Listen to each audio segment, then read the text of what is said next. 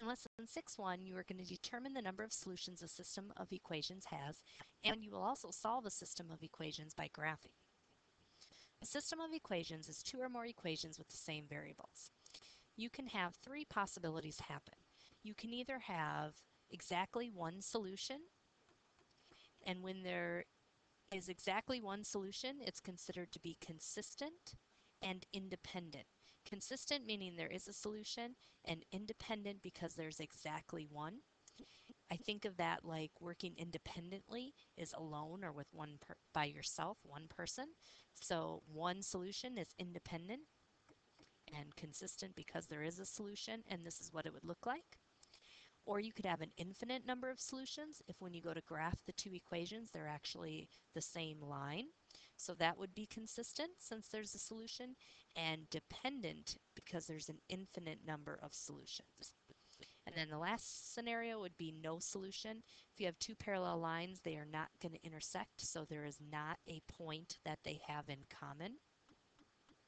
Because the only answer to a system of equations is an answer that works in both equations, and there isn't a point that works for both of these, so there's no solution and it would be considered inconsistent since there's no solution. In the first example, you just need to look at the two equations and tell whether it's consistent or inconsistent, and then if it is consistent, if it's independent or dependent. So if I look at negative 2x plus 3, which is the green line, and y equals x minus 5, which is the purple, they cross in exactly one place, so therefore it's going to be consistent and dependent. Or sorry, consistent and independent. And for the second example, negative 2x minus 5 is the red line, and negative 2x plus 3 is the green line. Those two have the same slope, so they are not going to intersect. Therefore, it's inconsistent. The next thing we're going to do is graph each system and determine the number of solutions that it has. And if it has one solution, we're going to name it. So remember when we're graphing in slope-intercept form, y equals mx plus b. B is the y-intercept, or where it crosses the y-axis. And m is the slope. And remember, slope is rise over run.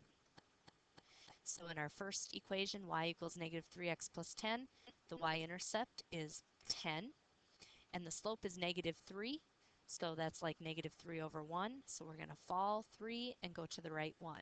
I'm going to keep falling 3 and going to the right 1. Technically, you only need 2 points to make a line, but if we're looking for where the two lines intersect, we want to make sure our lines are drawn very accurately. And the more points you have on your graph, when you go to line it up with the ruler, the better or more accurate you're going to make your line. So we're going to go ahead and connect those with a line, put arrows on the ends to show it keeps going in both directions. Now let's move on to the second one. Y equals x minus 2 means the y-intercept is at 2. Oops, negative 2 is what I meant to say. So right there is at negative 2. And then the slope is 1. Since there's no number in front of the x, remember that's 1. So we're going to rise 1 and run 1, rise 1, run 1, rise 1, run 1. We can see where it's going to intersect. Let's go ahead and connect those with a line and put arrows on the ends.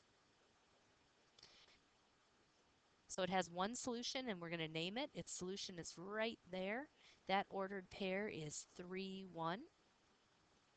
The way you can check your work is by plugging 3 in for x and 1 in for y into both equations to see if it works.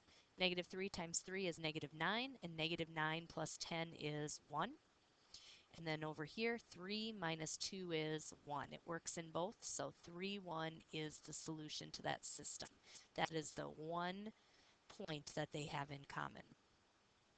Now the next example is a little bit trickier because we have to first put the equations in slope-intercept form so we can graph them. So 2x minus y equals negative 1. To get the y by itself, we want to first get rid of the 2x, or move it to the other side by subtracting 2x from both sides, Or remember the saying, if you cross the line, you change the sign.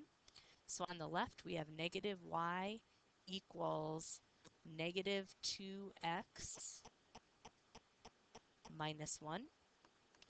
Now, if we want to get this to be a positive y, we'd have to multiply everything by a negative 1 or divide everything by a negative 1, which is going to change the sign of everything to its opposite. So y equals 2x plus 1. So we're going to go to 1 on the y-axis and put a point. And then the slope is 2, so we're going to rise 2 and run 1. Rise 2, run 1. Rise 2, run 1. Or fall 2 and go back 1. Fall 2 and go back 1. Connect those with a straight line. Arrows on the ends. Now let's move on and do the second equation. 4x minus 2y equals 6.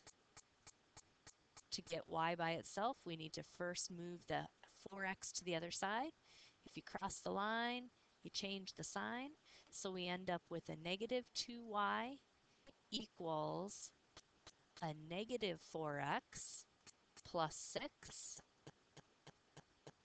And we have one more step in this equation because we want just one y, and right now we have negative 2y. So we're going to divide both sides by negative 2. You're going to divide this entire side by negative 2, or sometimes I like to show each term being divided by negative 2 so you don't forget to do that to each term. So y equals negative 4x divided by a negative 2 is going to be a positive 2x. And then a positive 6 divided by a negative 2 is going to be a negative 3. So we're going to be graphing y equals 2x minus 3.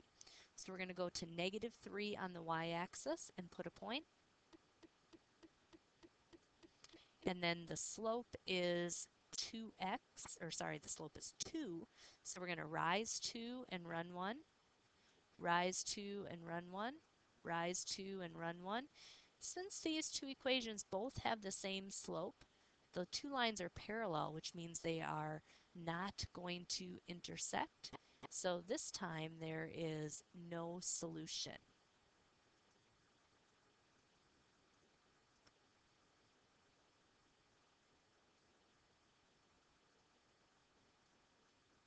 You may want to pause the video and try the next one on your own.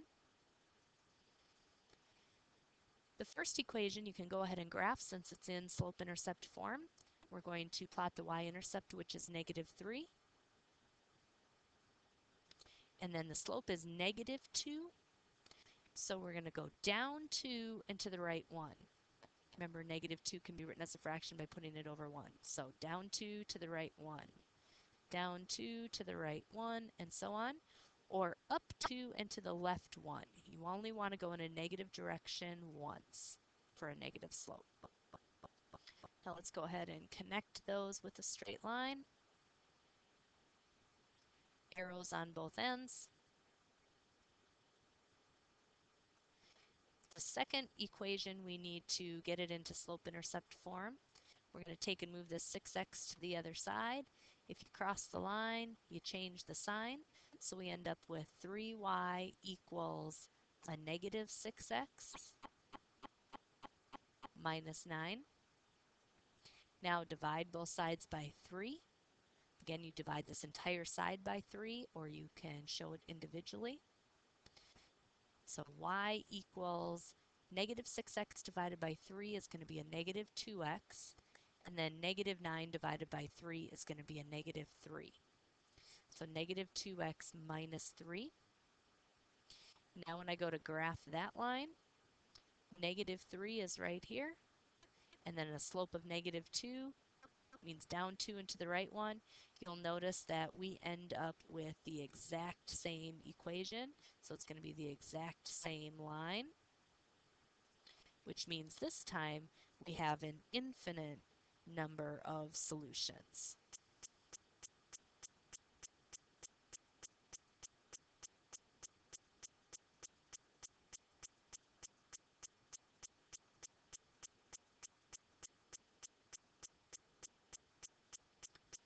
Our last example says Joe and Josh each want to buy a video game. Joe has $14 and saves $10 a week. Josh has $26 and saves $7 a week. In how many weeks will they have the same amount? So if we go and write an equation for each one of these and graph them, the point at which they cross is going to be where they have the same amount. So let's start with Joe.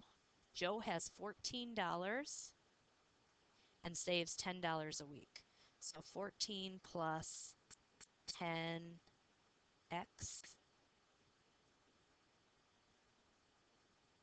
is going to equal his total amount of money. So we're going to have x be the number of weeks and y equaling the total amount saved. And then our other equation is going to be Josh. Josh has $26 and saves $7 a week. And we want to, and that's going to equal his total. So if we go ahead and graph Joe and Josh, if we first look at Joe, this is y equals 10x plus 14.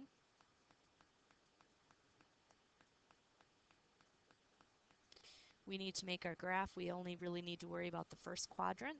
Let's do the number of weeks and then dollars saved. Let's maybe go by fives. So $5, 10, 15, 20,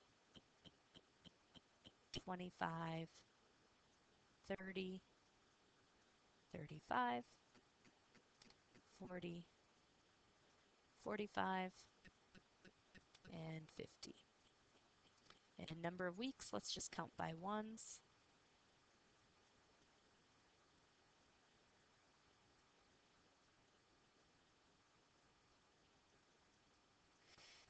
So if we want to graph Joe, we need to plot the y-intercept of 14. So it's going to be about right there.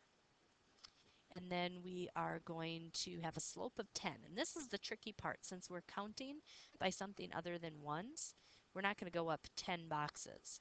We're going to go up from 14 up to 24. That's going up 10 and to the right 1.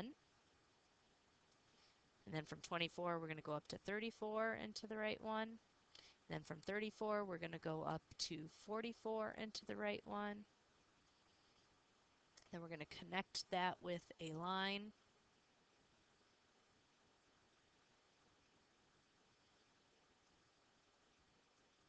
Now let's take a look at Josh.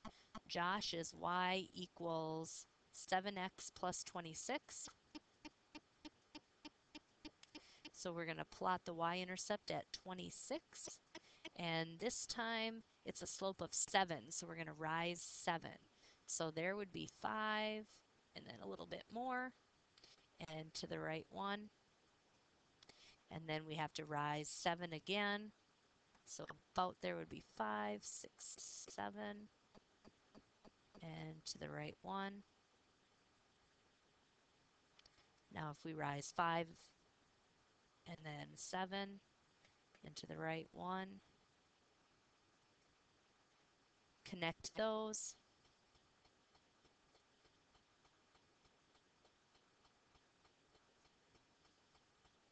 It looks like it'll be at about 5 weeks.